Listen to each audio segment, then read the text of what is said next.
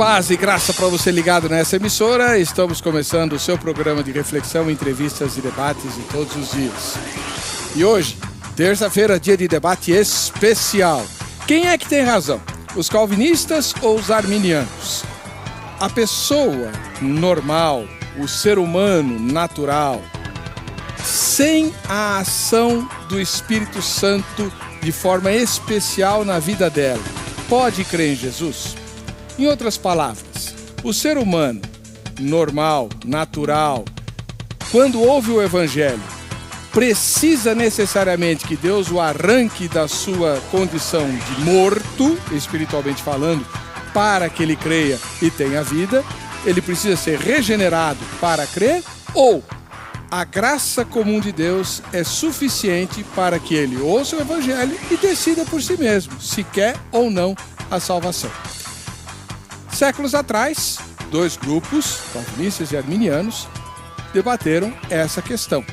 E nós vamos repetir esse debate hoje nas limitações e nas condições que nós temos em nosso programa. Você tem dois professores de primeiríssima grandeza, cada um representando um dos lados. Aproveite para tirar todas as suas dúvidas. Restou alguma coisa da imagem original de Deus no homem decaído? Ou ele foi completo e totalmente depravado pelo pecado? Está no ar o Vejam Só.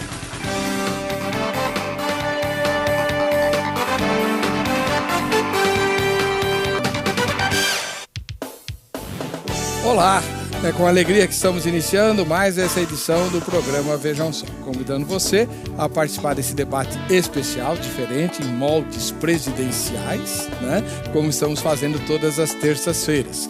E você entra no site vejamsó.com.br, vota na enquete e você estará habilitado para os sorteios que nós vamos fazer hoje no final do programa e também no final da semana.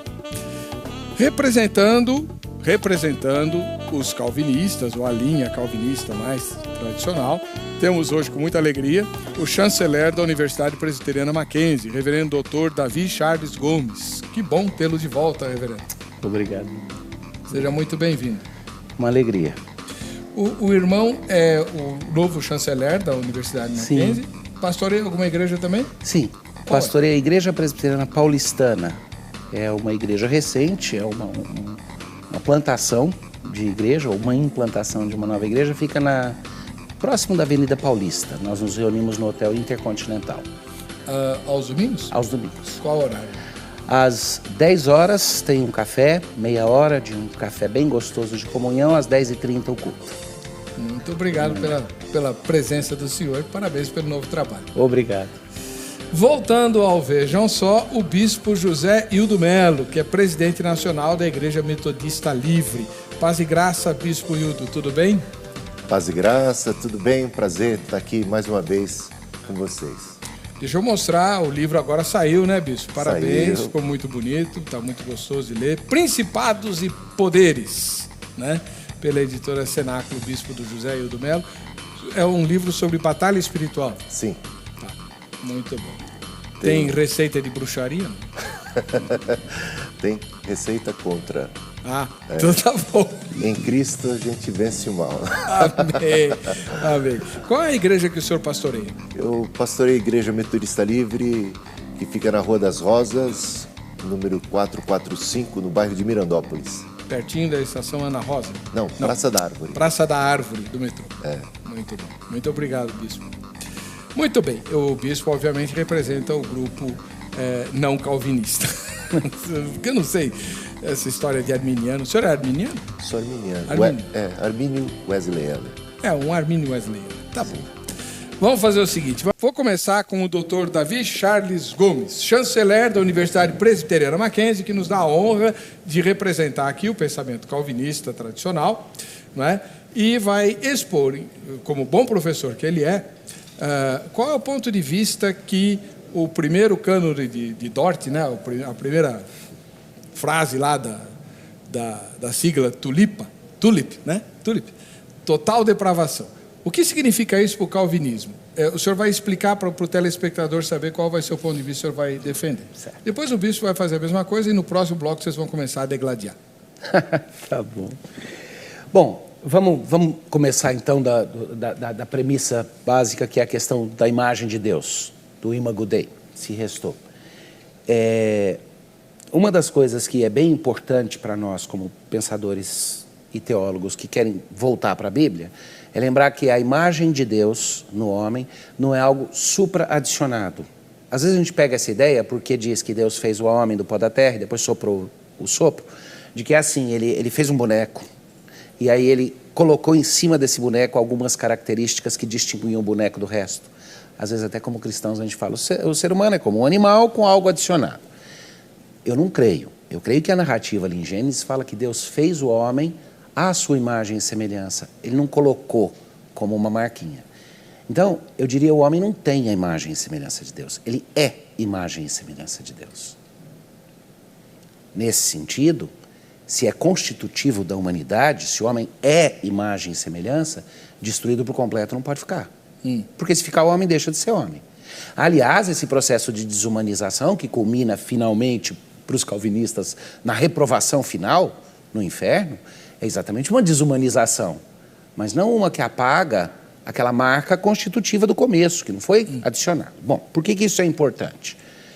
Se a imagem de Deus ainda permanece de alguma forma, então o ser humano possui algumas das características originais em seu estado puro.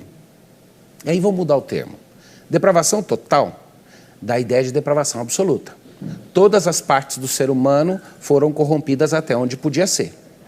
E aí, de fato, se isso fosse verdade, o ser humano seria um diabo. Ele teria chegado até o fim.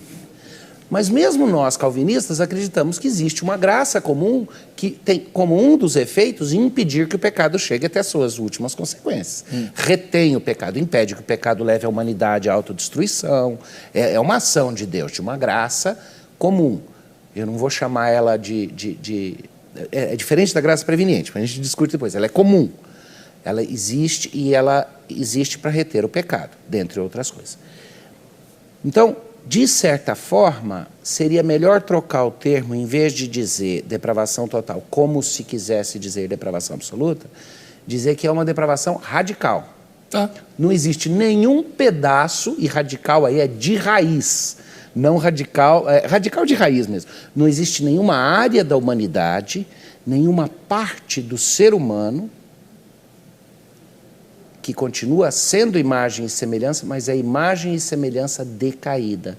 Não existe nada no ser humano que não seja tocado por aquela poeira de morte, por aquele pecado que faz com que o ser humano, e aí eu sei que no final das contas é o ponto em debate, seja incapaz, por iniciativa própria, de buscar a Deus, porque ele está morto em seus delitos e tudo o que ele pode oferecer para Deus vem tocado pelo pecado, vem depravado.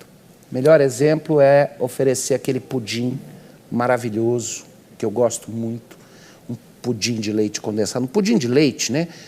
Feito com creme brûlée em cima, dá aquela derretida, ele vem perfeito. E ele está lindo, está delicioso. Mas as mãos que estão trazendo para me oferecer esse pudim estão sujas de alguma coisa muito nojenta. Eu não consigo aceitar aquele pudim, ainda que ele seja, vamos dizer assim, quimicamente igual a um outro que eu peço no melhor restaurante. Porque esse pecado toca todas as áreas de quem eu sou e me torna incapaz por conta própria. Uma pergunta bem prática, reverendo. Nessa condição que o irmão descreveu do ser humano natural, do homem sem Deus, se ele ouvir o Evangelho sem uma ação eficiente da graça, ele não vai crer. Ele não tem capacidade de crer por ele mesmo. Para que ele ouça o Evangelho, algo já teria de ter acontecido no coração dele que tem início em Deus, porque ele é surdo ao Evangelho, morto em seus próprios delitos, e não reconhece a voz do Pai. Jesus disse, aqueles que são meus reconhecem minha voz, minhas ovelhas reconhecem. Então eu diria que não só é isso que o pastor disse, mas ainda vão um passo além. Quem não tiver uma ação de Deus anterior já acontecendo, não vai nem ouvir o Evangelho direito. E esses que ouvem o Evangelho são os eleitos? Esses são aqueles que Deus já elegeu desde antes da fundação do mundo, regenerou pelo seu Espírito e preparou para que abraçassem o Evangelho. Muito obrigado, reverendo. Como é bom trazer professor, né? É uma delícia. Aí, vamos ouvir o outro lado da moeda. Outro professor, que o bispo José Hildo também é professor de teologia, entre outras coisas, escritor, pregador e tal. Bispo José Hildo, qual é o ponto de vista que o senhor vai defender aqui? Olha, o meu ponto de vista é muito parecido, até aqui, com o ponto de vista do pastor Davi. Porque até aí, calvinistas e arminianos, eles falam a mesma língua. Vai ter uma diferença no ponto da graça irresistível dos calvinistas e da graça preveniente dos arminianos. Explica para nós. Bom, o que o pastor Davi estava tentando explicar, né, e estava explicando bem do ponto de vista calvinista, a sua última pergunta, é que alguém que está morto nos seus delitos e pecados, alguém que está nessa condição, né, destituído da glória de Deus, realmente não está alheio à vida de Deus, precisa de socorro, não pode salvar-se a si próprio. Então, do ponto de vista calvinista, ele precisa de uma regeneração que o capacite a crer em Deus. Aí ele vai ter que receber a vida primeiro, para depois ele poder crer, para ele poder ouvir, para ele poder crer em Deus. Isso, o que eles chamam de uma graça de Deus que vem ao encontro desse pecador, que até então está morto, e recebe vida. E recebe uma vida e uma graça que eles denominam de uma graça irresistível, que possibilita essa pessoa de responder a Deus e de ser salva, né? A diferença é que o calvinista entende que essa graça irresistível é para a comunidade de eleitos de um grupo determinado que Deus escolheu de antemão, e é limitado esse grupo. Daí também vem a outra doutrina calvinista de que a expiação de Cristo também teria sido feita para um número X de eleitos, é uma expiação limitada. Bom, nós, os arminianos, entendemos que a graça de Deus também é necessária para que uma pessoa possa crer em Cristo. Só que essa graça, que a gente chama de graça preveniente, ela é uma graça resistível. Ela não é uma graça do tipo irresistível. Ela é uma graça que capacita todas as pessoas a ouvirem, crerem e responderem com fé. Mas podem também resistirem, negarem, né, e não crerem também, se assim o desejarem, né? Podem, digamos, permanecerem na sua incredulidade, podem endurecer os seus corações. E cremos que Deus amou o mundo de tal maneira, e esse mundo nós entendemos todas as pessoas, a humanidade como um todo. Então a expiação, do ponto de vista arminiano, seria ilimitada, né? Deus amou todas as pessoas, deseja que todas as pessoas sejam salvas. A graça se manifestou salvadora a todas as pessoas, ensinando, educando-nos que, renegadas a impiedade, as paixões mundanas, vivamos no presente século, né, sensata, justa e piamente, né? Então, Deus está ordenando, mandando que todos os homens, em todos os lugares, se arrependam. Então, há muitas escrituras na Bíblia que apelam para a conversão, para o arrependimento, para a fé de todas as pessoas. Nós cremos, então, que a graça preveniente é Jesus Cristo sendo erguido na cruz, atraindo todos a si. Cremos que a graça preveniente é o que está lá em João 1,9, né? Jesus é a luz que, vindo ao mundo, ilumina todo homem. Então, possibilitando, né, que os homens enxerguem, né? Cristo fala, e quando ele fala, os mortos podem ouvir, porque Cristo tem esse poder de falar e os mortos ouvem. Mas quando a luz se manifesta, né, porque Jesus não veio para condenar o mundo, ele veio para salvar o mundo, mas a condenação e o julgamento é esse, que a luz veio ao mundo, mas teve parte do mundo que amou mais as trevas do que a luz. Então, esse diálogo de Jesus, a gente diz assim, é bem arminiano, né? Que a luz tem vindo ao mundo para abraçar, para salvar. E isso, em relação ao Imago Dei, a imagem de Deus, é muito similar. Talvez a ideia que nós arminianos tenhamos é que Deus, ao criar o homem, a sua imagem, a sua semelhança, tinha como propósito o relacionamento. O relacionamento. Ele poderia ter criado seres programados para sempre obedecer ao seu comando. Tudo para funcionar perfeitamente. Mas isso resultaria, no final, num mundo de autômatos e algo um tanto artificial, né? sem vida. Agora, ele tem que ser muito soberano, você há de convir comigo, né? Muito soberano. Aí é que eu digo que eu, como arminiano, eu defendo muito a soberania de Deus, porque só um Deus muito soberano para correr o risco que ele correu de criar seres à sua imagem e semelhança e conceder espaço para o exercício de suas liberdades. Só para resumir o ponto focal do debate, na opinião do irmão bispo José Hildo, o homem, que é o homem natural, né, ao ouvir a mensagem do Evangelho, ele precisa de um concurso especial da graça de Deus, além da graça preveniente, que o senhor já explicou? Não além da graça. A graça preveniente é esse concurso. Então, mas ele pode resistir a ela? Ele pode. Quem decide é Deus ou é o homem? Não. De fato, Deus, o que Deus tem decidido é salvar e reconciliar consigo o mundo. O desejo de Deus é que todos sejam salvos, que ninguém pereça. Isso Deus já tem decidido e já enviou seu Filho. Agora, cabe a cada um de nós, e cabe a nós também pregarmos o Evangelho, e cabe a cada um que ouve o Evangelho também responder com fé. Né? Então, a graça tem se manifestado salvador a todos os homens. Então, cabe aos homens responderem. Muito bem.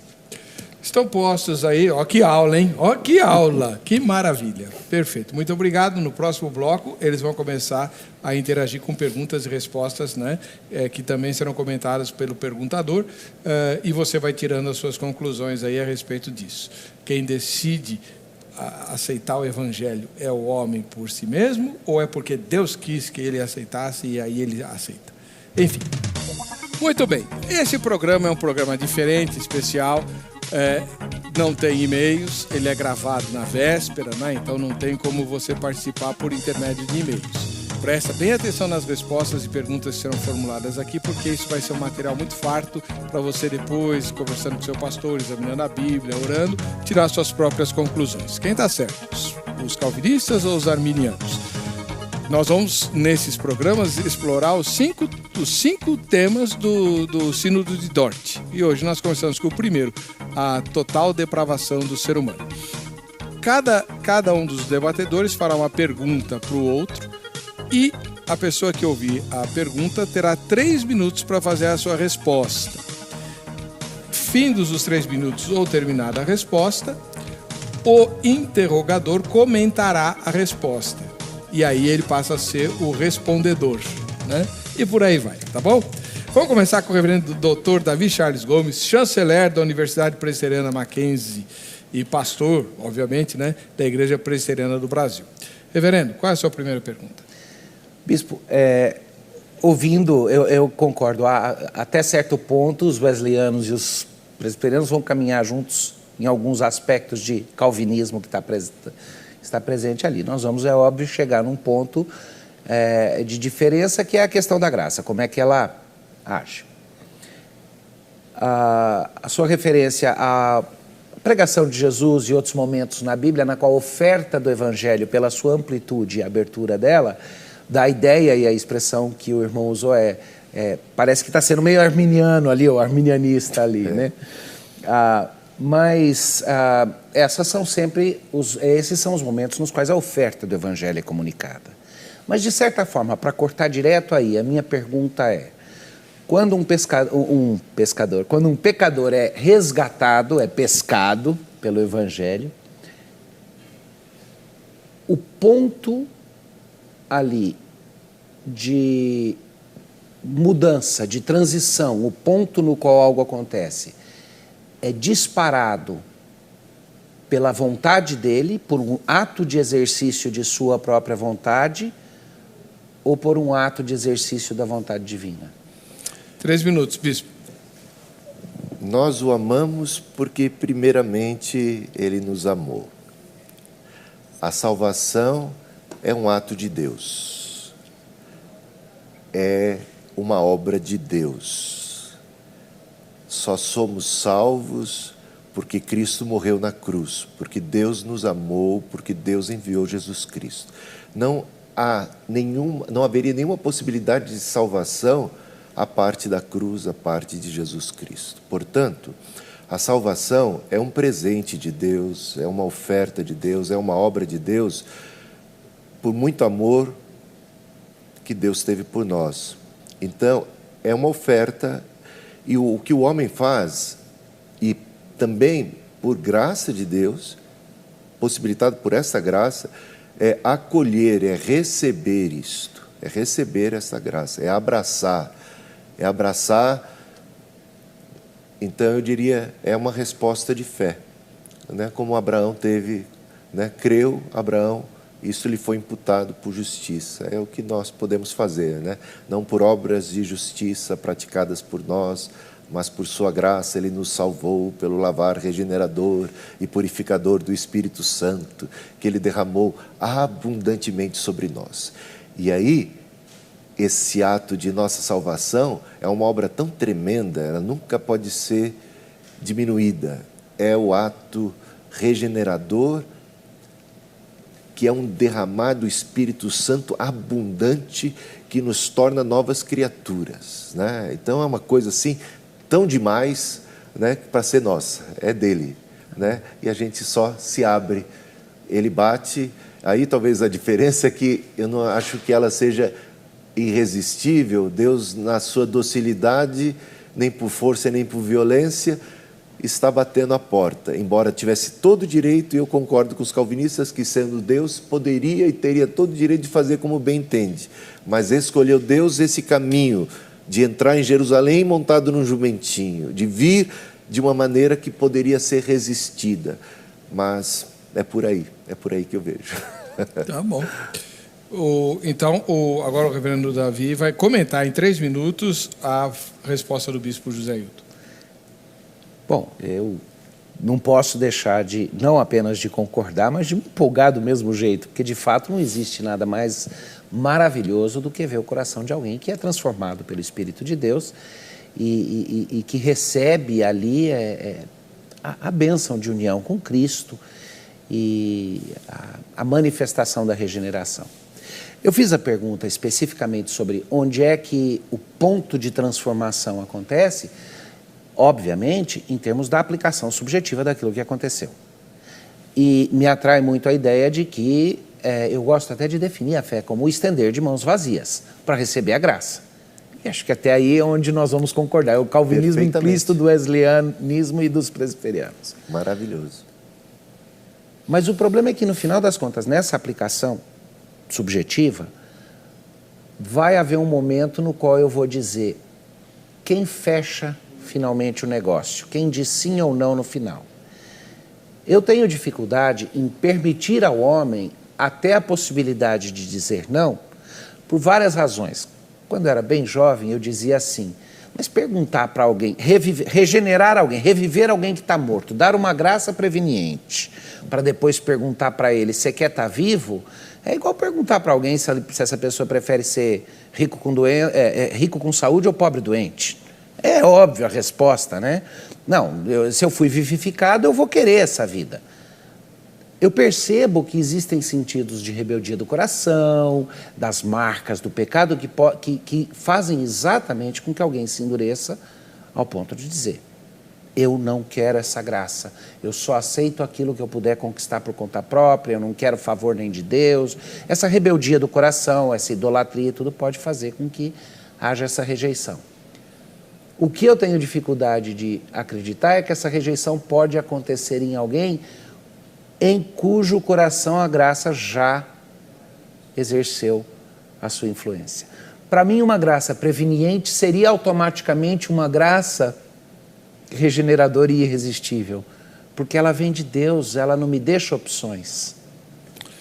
Bom, vamos agora inverter os papéis. O bispo José Hildo é que vai inquirir o reverendo Davi Charles Gomes. Muito bem.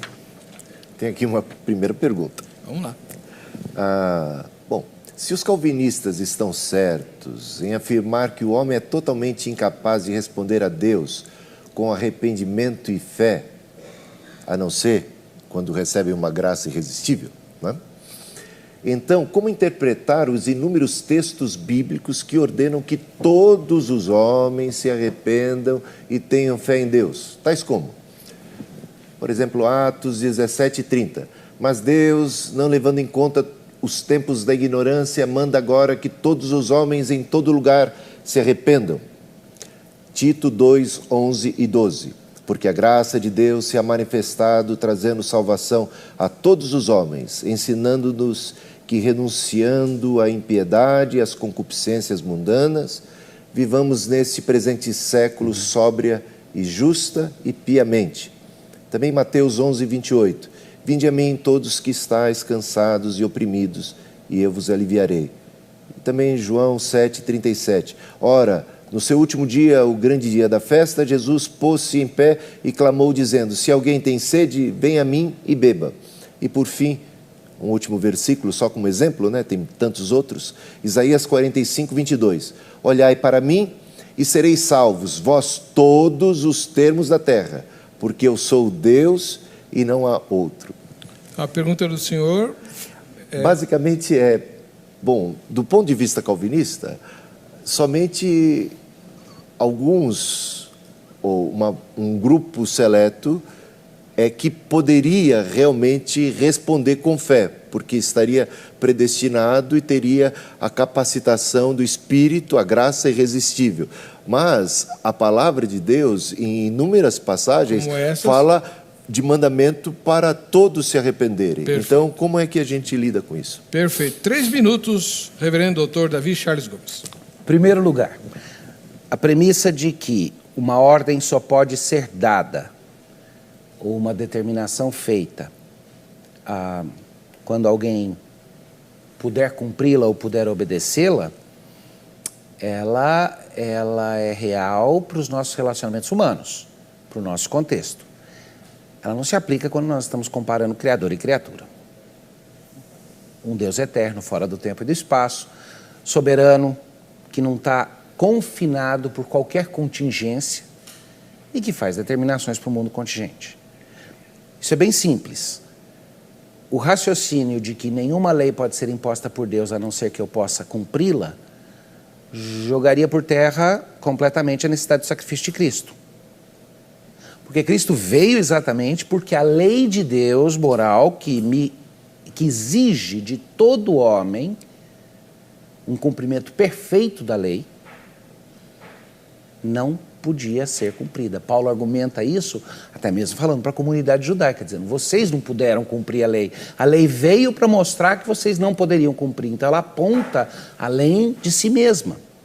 Se Deus dá uma lei que não pode ser cumprida, ele está sendo injusto? Não, ele dá a lei que não pode ser cumprida para que haja da nossa parte exatamente a descoberta da nossa necessidade de Cristo. Só Cristo cumpre a lei perfeitamente. Do mesmo jeito, a oferta do Evangelho é universal, é aberta, é para todo homem, porque Deus pode honestamente fazer o convite aberto, mas a pregação do Evangelho deve sempre me levar para perceber a minha inabilidade e a minha dependência de Cristo. Aliás, a conversão é demonstrada externamente quando alguém diz, por mim mesmo eu não posso ser salvo, eu careço de Cristo, me dá a tua graça, porque sem ela eu morro. Eu ainda tenho um minutinho. Sim. Eu gosto de fazer apelo, e tem pouco pastor calvinista que faz apelo. Eu não faço sempre em toda situação, mas eu gosto, de vez em quando. Só que meu apelo é assim, primeiro não tem manso e suave, porque eu acho que às vezes isso daí só manipula a emoção. Eu gosto do hino manso e suave, ninguém fique bravo comigo, as telespectadoras mais velhas, mas eu não uso aquele clima que se cria para induzir as pessoas só emocionalmente. Mas muitas vezes, quando eu prego o evangelho de forma direta, ano passado na África do Sul tive a oportunidade de fazer uma série de campanhas evangelísticas. Eu, um pastor presbiteriano, na África do Sul, pregando em igrejas reformadas da África do Sul, bem calvinistas. E o meu apelo era mais ou menos assim: vocês acabaram de ouvir o evangelho, que diz para você, sorria, sua situação é pior do que você imagina, mas Cristo é muito maior do que você pode conceber. Se você ouviu essa mensagem do evangelho e seu coração está pegando fogo, é porque você pertence a Cristo. Você não sabia, mas se você está ouvindo a voz do Pai, é porque você pertence a Ele. Então eu tenho uma mensagem para você: volta para casa que o Pai te espera de braços abertos, porque Ele diz: as minhas ovelhas ouvem a minha voz e reconhecem. Agora, se você não entende o que eu estou falando, aguarda, ora, pede a Deus, quem sabe em outro momento. Ô, doido. Esse era o meu apelo. 3 minutos, Bispo José Aildo, para comentar a resposta do reverendo Davi Charles Gomes. Bom, quando eu estou diante de um texto como esse aqui, não levando em conta os tempos da ignorância, manda agora que todos os homens em todo lugar se arrependam, eu fico nitidamente com a impressão de que essas pessoas, todas elas, o mundo como um todo, tem a possibilidade desse arrependimento. Deus está dando uma ordem a essas pessoas estão ouvindo uma ordem de Deus, e as pessoas que ouvem eu fico pensando da ótica de uma pessoa que não estaria entre os escolhidos, digamos assim. Que estranho seria para ele receber uma ordem de Deus e, de repente, posteriormente, em algum momento, descobrir que ele não tinha e nunca teve a menor possibilidade de atender aquela ordem. Eu fico pensando numa ilustração que passou na minha cabeça. Eu como pai, chegar para o meu filho, de 5 anos de idade, eu já tive um filho de 5 anos, hoje eles são grandinhos. Chegar e falar: olha, filho, eu quero que você pegue aquela geladeira lá que está na cozinha, põe ela nas costas e traz aqui para a sala. Uma ordem absurda, um mandamento absurdo. E depois o menino não cumpre, não vai conseguir cumprir nunca. E quando ele não cumpre, eu ainda vou puni-lo severamente por não ter cumprido.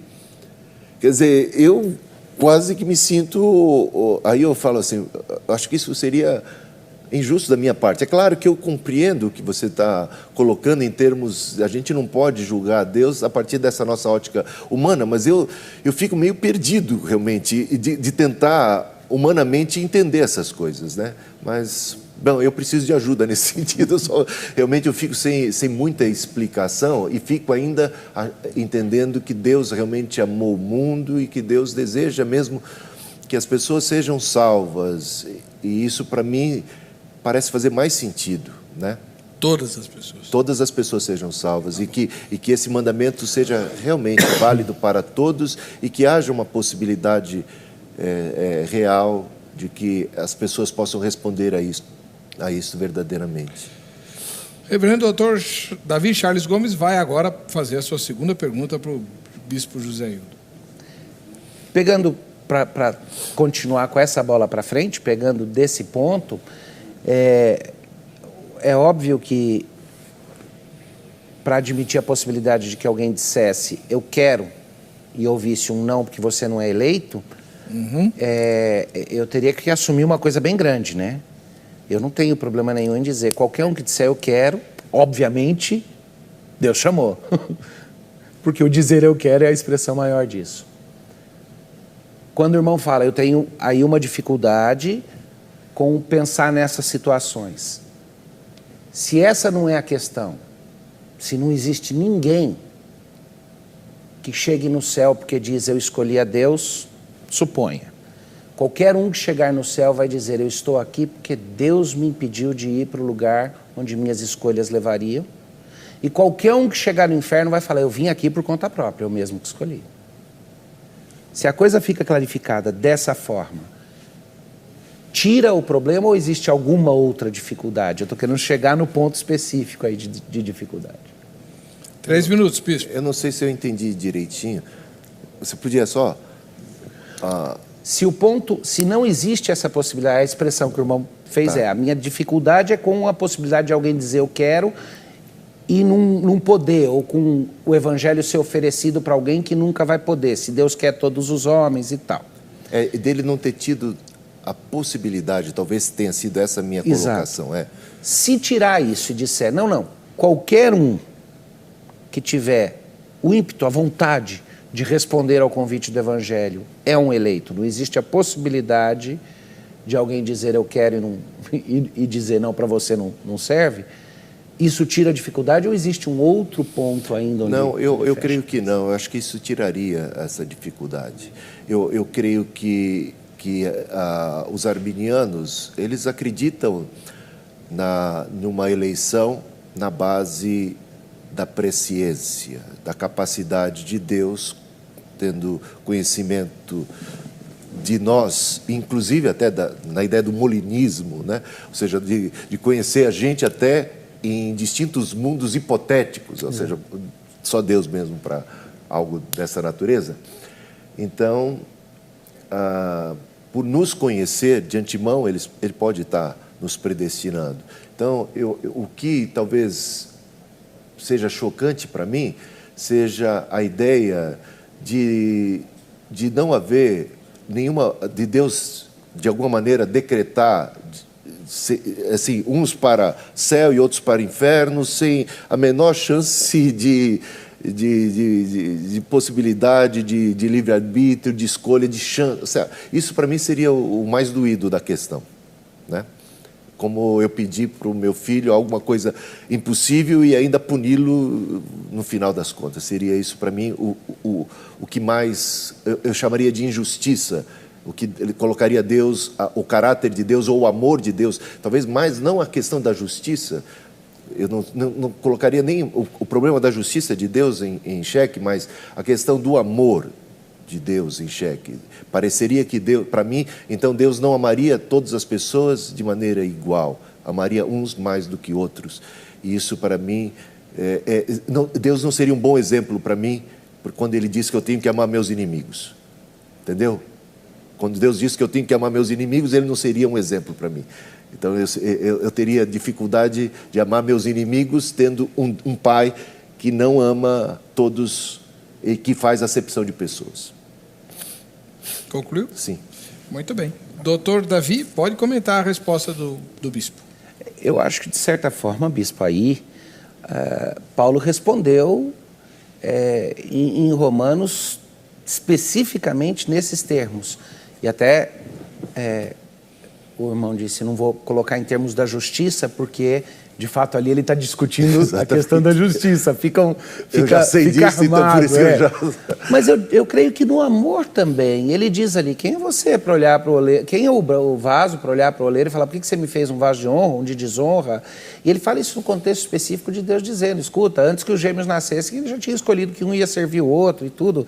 Eu sou pai de gêmeos, eu entendo o dilema que é esse tipo de coisa.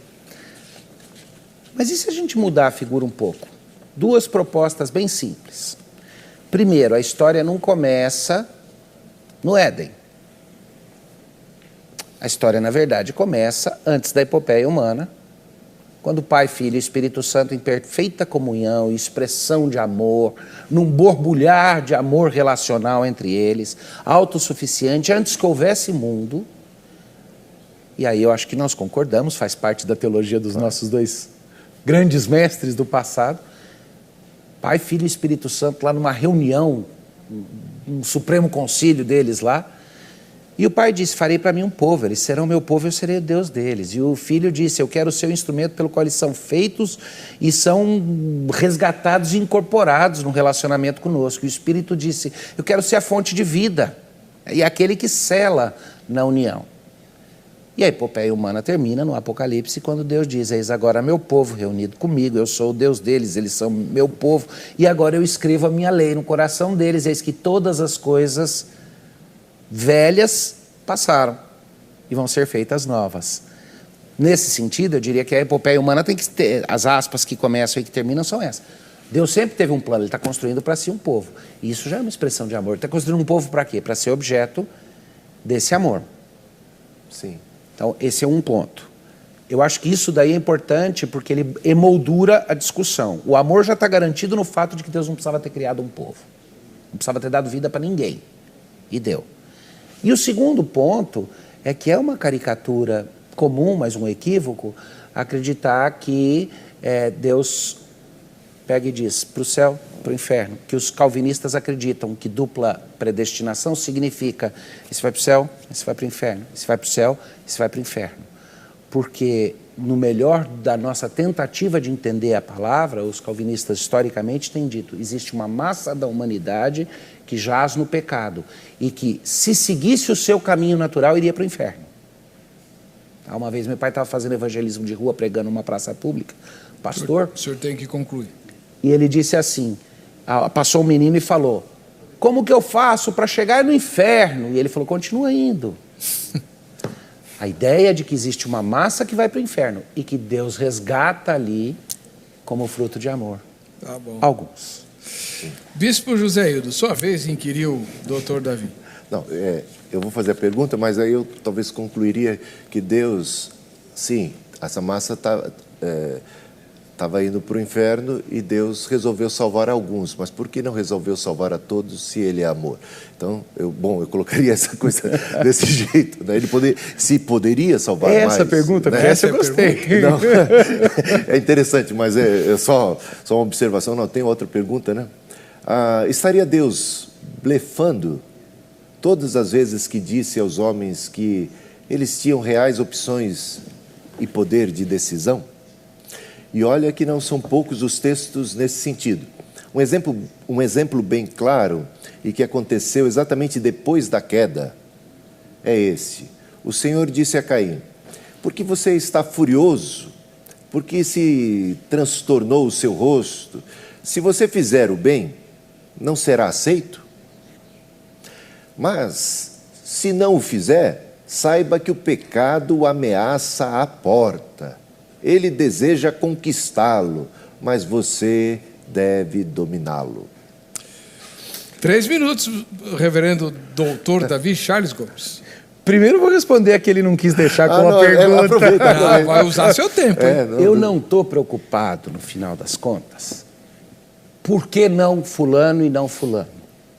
Eu fico muito mais encafifado porque eu não presto. Sim. Eu não conheço o coração dos outros, o meu eu conheço. E eu não sei por que cargas d'água ele me resgatou. Isso me deixa mais encafifado do que por que não os outros.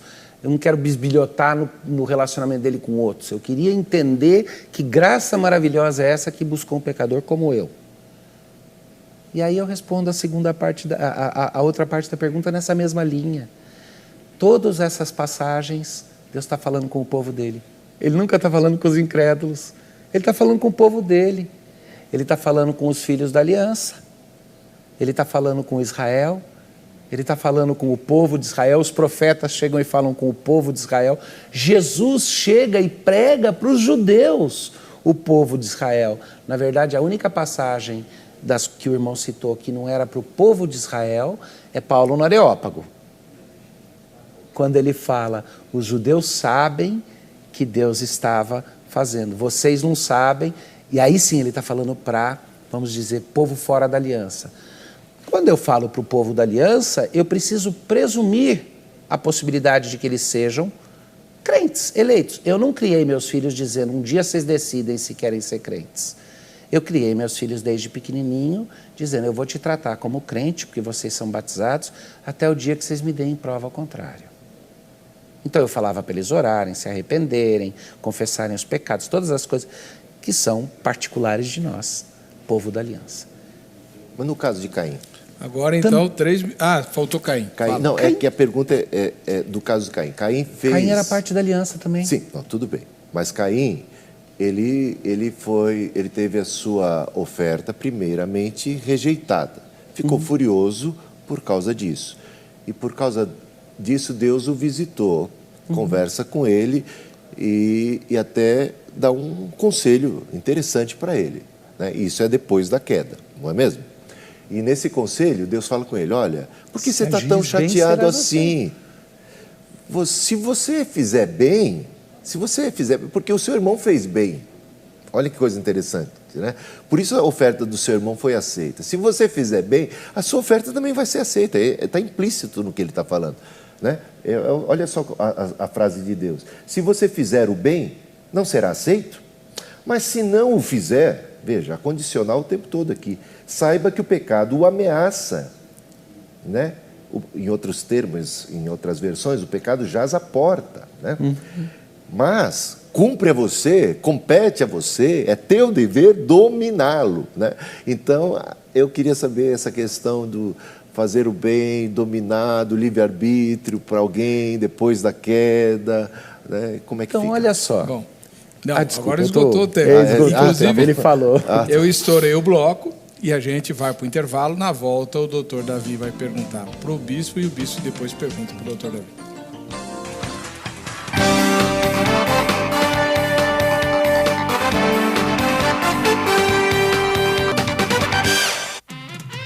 Muito bem, estamos recebendo aqui o reverendo doutor Davi Charles Gomes, que é chanceler da Universidade Presbiteriana Mackenzie.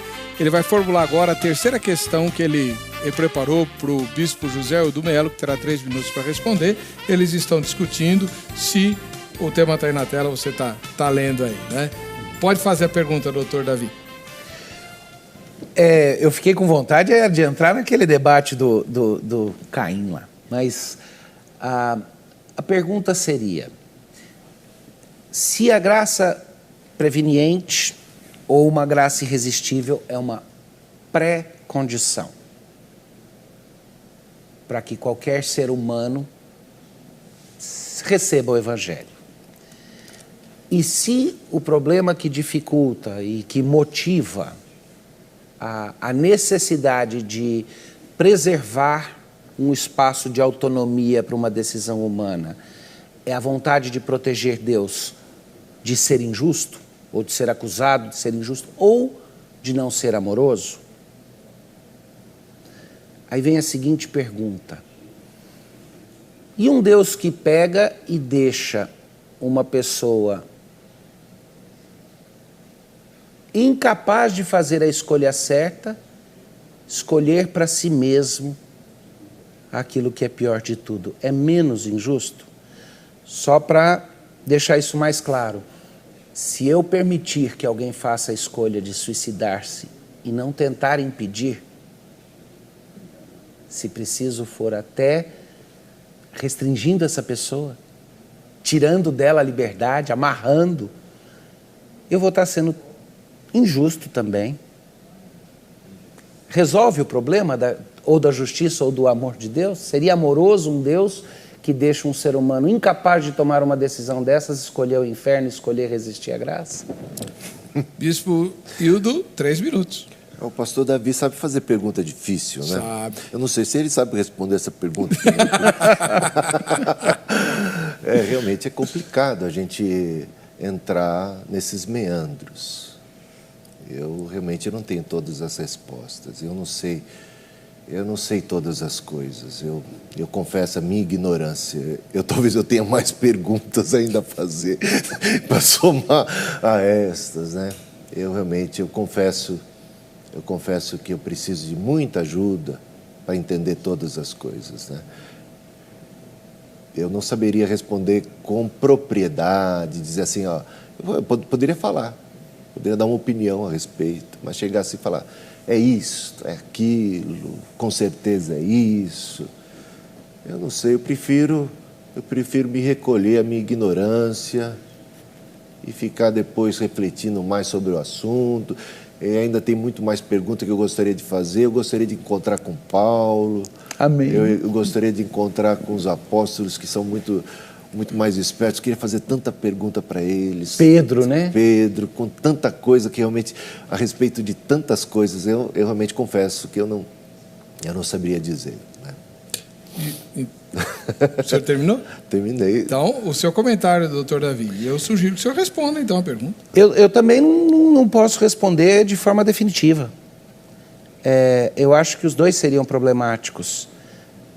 Eu acho que, no final das contas, eu tento escapar de um problema, de atribuir a Deus falta de amor ou injustiça, eu caio em outro. E quando é uma escolha entre a frigideira ou o fogo, talvez o melhor seja pensar que esse ponto não pode ser o fator definitivo. Eu tenho descoberto que, para mim, uma posição saudável é trabalhar com conceitos limites naquilo que eu não posso definir com toda clareza. E conceitos limites são conceitos que estabelecem um território e dizem, mesmo que eu não consiga definir tudo aqui dentro, eu cerco as ideias estabelecendo limites. Daqui para cá tudo bem, daqui para cá eu entrei em erro. Então vamos lá. Primeiro conceito limite. Deus é soberano e é impossível que qualquer coisa no mundo aconteça fora da vontade soberana dele, no sentido da deidade absoluta. Para mim isso é um conceito limite. Nenhum fio de cabelo da minha cabeça pode. E o exercício da minha vontade não pode ser uma área neutra de autonomia. Mas esse conceito limite tem um outro conceito limite junto. Deus não é mentiroso e quando ele fala que eu faço escolhas e que elas são significativas, ele não pode estar mentindo. Então, de alguma forma que eu não sei entender, existe aí não uma combinação, um conluio e nem um sinergismo entre a minha vontade e a de Deus, mas sim um concurso. A minha vontade concorre com a dele, sem que a minha deixe de ser verdadeira, mas sem que seja ferida a soberania dele. Dois conceitos limites. Eu não atravesso para cá e não atravesso para cá. Preciso manter os dois. E vamos cercar esse território melhor ainda. Tem mais dois conceitos limites. Deus é bom. Não só ele é soberano. Ele é bom. Qualquer que seja a escolha dele, é boa. É sempre bom. O que Deus faz é bom. E o quarto conceito limite, aí se eu tiver 4 eu tenho uma cerquinha já, né? O quarto conceito limite é de que Deus é justo. Nada que ele faz vai ser injusto. Então há justiça na condenação do ímpio, há bondade no resgate daqueles que não eram resgatáveis. Eu faço escolhas, elas são significativas e são reais, mas no final das contas é Deus. Eu preciso de fé para estender as mãos vazias, mas a palavra de Deus é muito claro. Isso não vem de vós, é dom de Deus. A fé é dom de Deus também. Ela é parte da graça. Amém. Bom, agora é a vez do bispo fazer a terceira pergunta para o doutor Davi. Faz uma bem difícil. Bom, vamos ver. Como você interpreta o fato de Jesus culpar as cidades de Corazim e Betsaida por sua falta de fé e arrependimento? Pois receberam milagres e manifestações da graça suficientemente fortes para crerem e se arrependerem, mas mesmo assim não creram. Sinais esses que seriam suficientes para a conversão de Tiro, Sidom e Sodoma. Conforme as seguintes palavras de Jesus: ai de ti, Corazim, ai de ti, Betsaida, porque se em Tiro e em Sidom fossem feitos os prodígios que em vós se fizeram, há muito que se teriam arrependido com saco e com cinza. Por isso eu vos digo que haverá menos rigor para Tiro e Sidom no dia do juízo do que para vós. E tu, Cafarnaum, que te ergues até os céus, serás abatida até os infernos, porque se em Sodoma tivessem sido feitos os prodígios que em ti se operaram, teria ela permanecido até hoje. Eu vos digo, porém, que haverá menos rigor para os de Sodoma no dia do juízo do que para ti. Isso está lá em Mateus 11, 21 e 24. E concluindo, e você concorda com Jesus que o destino de Sodoma poderia ter sido completamente outro caso presenciassem os milagres que Jesus fez em Corazim, assim como aconteceu com os ninivitas que se converteram em vista do sinal de Jonas? E ainda tem mais uma perguntinha aqui no final. O rigor para Corazim será maior do que para Sodoma, porque receberam mais sinais, mais graças, tiveram mais chances, mais possibilidades reais, mas em vez de abraçarem a fé e o arrependimento, decidiram fechar os olhos, escolheram permanecer nos seus pecados. Não fica evidente aqui que eles resistiram à graça e por isso se tornaram ainda mais culpáveis? Não é óbvio também que sua sentença está sendo agravada, porque poderiam ter agido diferente diante de tantas evidências, mas assim mesmo resistiram à graça e não se converteram? Não fica claro aqui também que até Sodoma teria se convertido se tivesse tido a mesma oportunidade? Não é patente o fato de que Jesus está impressionado com a falta de fé dos habitantes de Corazim e Betsaida, pois tinham todas as condições para crerem e se arrependerem, e mesmo assim não o fizeram?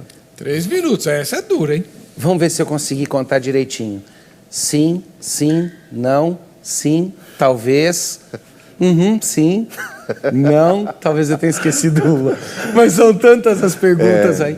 Mas eu acho que dá para responder numa só. Eu não sei se a minha resposta exaure a questão ou responde a questão, mas eu posso interagir com o ponto. Sim, em todos esses lugares, a reação à pregação do Evangelho é o motivo da condenação. A Bíblia fala isso.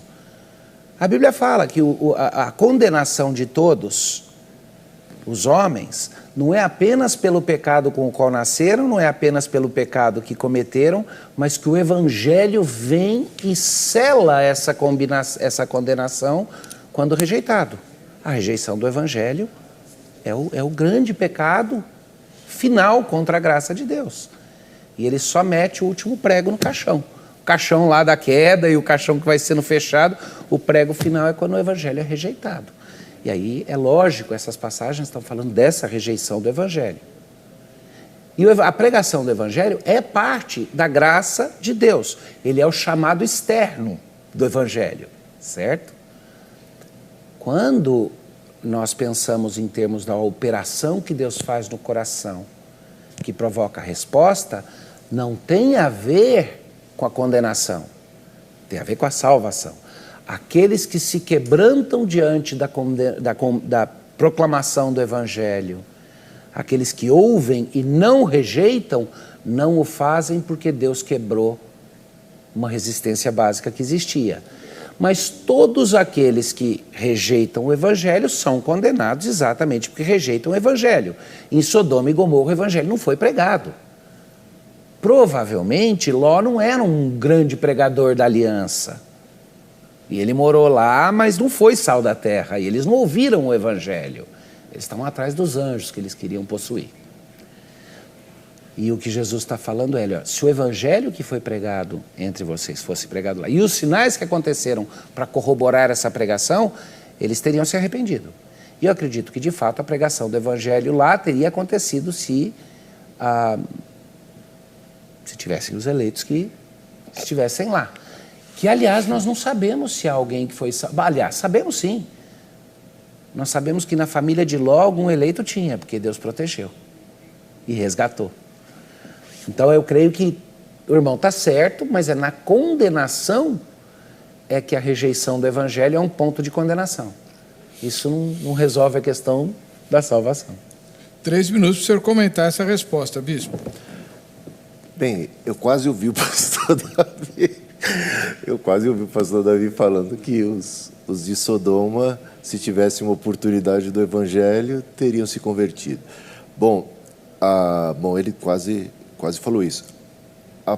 Jesus disse que estaria a cidade de Sodoma ainda viva, possivelmente porque haveria mais de 10 justos, né? Porque se houvesse mais de 10 justos, não porque todo mundo se converteria, mais de 10 justos. Então, o que eu consigo entender das palavras de Jesus é que pessoas ali deixaram de se converter, não porque estavam predestinadas à perdição, mas porque não tiveram a oportunidade de ouvir o Evangelho. Ou seja, a graça, por isso, aquilo que Paulo fala em Romanos capítulo 10, né? Como crerão se não há quem pregue?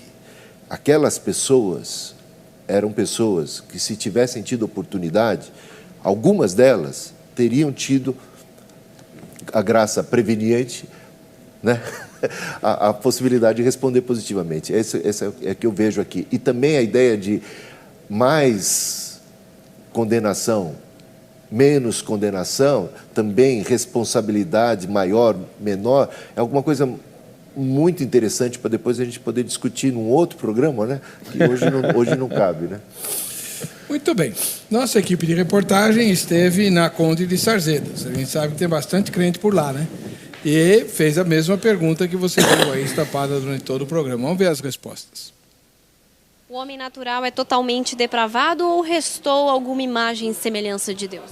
O homem natural é a imagem e semelhança de Deus. O homem que a sociedade está construindo é que é depravado.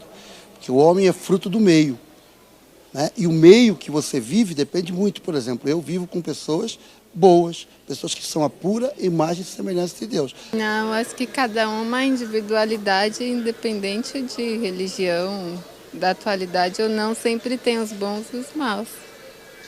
Ainda resta uma imagem e semelhança de Deus? Sim, com certeza, e existirá sempre. Somente a graça pode curar e pode restaurar a imagem e semelhança de Deus no homem. O homem perdeu. O que nós temos hoje na humanidade, pergunta, como que um homem, por exemplo, pratica o bem e ele não é cristão? É porque a graça de Deus também está sobre aquele que é ímpio. É o que nós chamamos de graça comum. Dessa forma, o homem é capaz de praticar o bem e amar, porque Deus o permite que ele o faça. Restou alguma imagem e semelhança de Deus ainda. Por que você acha isso? Porque se fosse totalmente depravado, acho que não existiria a possibilidade de ele um dia aceitar Jesus e voltar a ser praticamente totalmente a imagem e semelhança dele. Sim, restou. Na minha opinião, restou, porque se eu disser que não, eu estou contradizendo que ainda existem, ainda que poucos, mas existem homens e mulheres de Deus. Então, a partir do momento que a pessoa faz uma aliança com Deus e, de fato, ela serve a Deus, ela perde esse negócio de homem que não presta, homem que não vale nada. Ela tem o caráter de Deus. Então, eu acredito que existe, sim, ainda pessoas que têm o caráter de Deus. É bom a gente ouvir dois teólogos, dois professores de teologia falando e tal, depois a gente vai para o povo e aí tem um choque de realidade, né? Reverendo Davi Charles Gomes, as suas considerações finais, o senhor tem 2 minutos para fazer um apelo, né, a conclusão. Vou fazer meu apelo. Desejar, depois o bispo também. Bom, eu gostei da nossa conversa, bispo, e eu queria que você que nos assiste soubesse que a nossa discussão, no final das contas, é porque nós queremos discernir e entender alguma coisa melhor. E ela não é motivada meramente por uma vontade de estar certo. Eu tenho certeza que esse é o caso com o bispo e é comigo também. Nós olhamos para as Sagradas Escrituras e queremos ser fiéis às Sagradas Escrituras. Há aspectos de valores que nós queremos preservar. Por isso eu falei aquilo dos conceitos limites. E às vezes a gente quer definir algumas coisas com uma certa clareza que a Bíblia nos permite ou não, dependendo de até onde nós vamos com isso. Eu creio que nós concordamos que a salvação é obra de Deus, nós concordamos que a iniciativa é de Deus. Eu creio que a iniciativa é de Deus tanto no ato de oferecer o seu filho, quanto no próprio fato de que Deus está preparando para si um povo, quanto no fato de que ele me chama por nome e me chama a ele e diz, vem. Eu queria que o telespectador levasse em conta, especialmente se ele não conhece Jesus, aquilo que eu usei descritivamente para fazer, que é o apelo que eu faço. Se você ouve isso, não se pega só na discussão e nos pontos onde nós estamos tendo visões diferentes. Há um ponto bem mais importante onde nós concordamos aqui. E é a nossa carência da graça de Deus para aplicar o sacrifício perfeito de Cristo, que obedeceu a lei que eu não podia obedecer. E Ele fez isso para que o Espírito Santo pudesse me selar e unir com Cristo, e nessa união com Cristo, a justiça de Cristo se tornasse minha. Para que Deus o Pai, que é o verdadeiro inimigo do pecador, pudesse olhar para mim e dizer, a paz entre nós foi estabelecida pelo Filho que eu mesmo entreguei. Eu te amo, meu filho. E aí nos trazer de volta para casa. Se você ouviu isso e fez sentido, você é eleito. Larga a mão de perder tempo e volta para casa. Glória a Deus. Esse apelo eu vou incorporar nos meus aqui. Amém. Bispo José Hildo, suas considerações finais. Olha, eu estou muito satisfeito com esse debate. É claro que a gente só arranhou o assunto, tanta coisa que a gente poderia falar mais, né? Mas é um prazer, um privilégio para mim poder participar de um debate como esse, com alguém assim de tão alto gabarito, né? Como o pastor, o doutor Davi, e de tão alto nível, né? Tô aqui do lado de 2 pastores presbiterianos, né? E eu posso dizer assim, eu tenho um tio que é presbiteriano. A minha avó ela foi batizada na Igreja Reformada da Suíça. Então eu tenho assim, eu fui até pastor inspirado por esse meu tio presbiteriano, Ernesto Schwartz, uma bênção na minha vida. Então eu me formei na Metodista Livre, bacharel, mas estudei na mestrado na Batista e fiz também doutorado numa instituição que era liderada por calvinistas, presbiterianos, e tive até na Metodista Livre muitos professores presbiterianos, e eu diria assim, e calvinistas mesmo, alguns batistas alguns são arminianos, outros são, mas gente que eu trago no meu coração, que eu amo. Então, eu posso ter alguma antipatia com alguns posicionamentos calvinistas, mas eu tenho uma tremenda simpatia pelos calvinistas. Amém. Né? E louvo a Deus porque nós temos muito mais em comum, né? E que nós, unidos em Cristo, temos uma missão aí extraordinária e sigamos em frente. Glória Amém. a Deus. Você aí de casa teve o privilégio de assistir uma aula que eu nunca tive no meu seminário, fantástica, sensacional. E ainda tem mais. Você no site vejamsó.com.br tem como acessar o contato dos 2 convidados, endereçar seus e-mails, convites para pregar, convites para palestra, né? E eles estão aí à sua disposição. Vamos ver quem é que vai levar o brinde da Academia Teológica da Graça de Deus, a Grade. Irlei Eliseu de Souza, de Itaúna, lá em Minas Gerais. Parabéns, Irlei. Para você que fica com a gente, que fica com essa emissora, a paz e a graça do Senhor Jesus. Nós nos veremos no próximo Vejam Só.